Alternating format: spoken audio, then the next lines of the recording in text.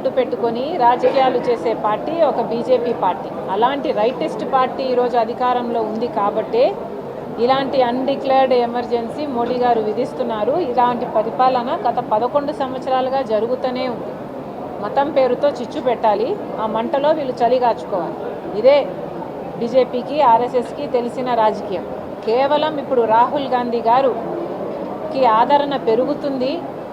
అలాంటప్పుడు రాహుల్ గాంధీ గారు ఎక్కడ ప్రధానమంత్రి అయిపోతారో, మొన్న కూడా ఎలక్షన్లలో చూసాము, కొంచెంలో తప్పిపోయింది.